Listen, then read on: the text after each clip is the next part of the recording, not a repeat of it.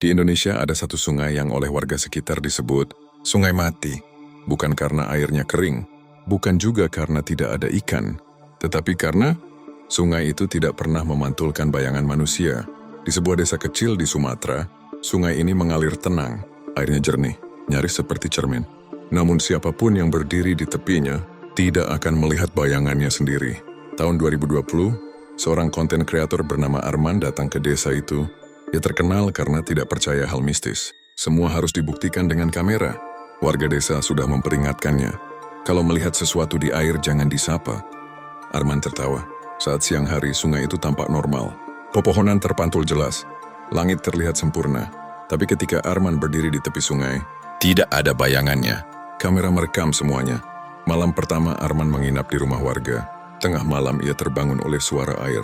Seperti seseorang sedang berjalan di sungai. Padahal tidak ada hujan, saat Arman membuka jendela, ia melihat sesuatu yang membuat tubuhnya kaku. Di tengah sungai, ada bayangan manusia, namun tidak ada orang. Bayangan itu bergerak sendiri.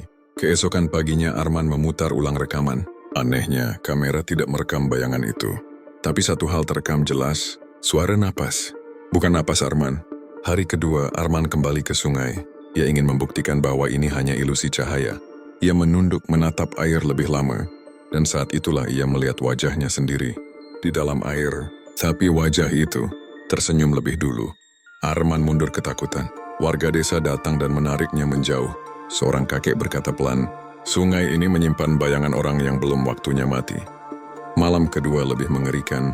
Arman bermimpi tenggelam. Dalam mimpinya banyak orang berdiri di dasar sungai. Mereka semua tidak punya bayangan. Saat terbangun, tubuh Arman basah. Jejak kaki air terlihat dari pintu sampai ke tempat tidurnya. Hari ketiga Arman ingin pergi. Tapi sebelum meninggalkan desa, ia melihat sungai sekali lagi. Kini, bayangannya ada. Namun bayangan itu tidak mengikuti gerakannya. Bayangan itu melambaikan tangan. Kamera Arman jatuh ke tanah. Beberapa jam kemudian, warga menemukan kamera itu di tepi sungai. Masih merekam. Rekaman terakhir menunjukkan Arman berdiri diam. Lalu bayangannya keluar dari air.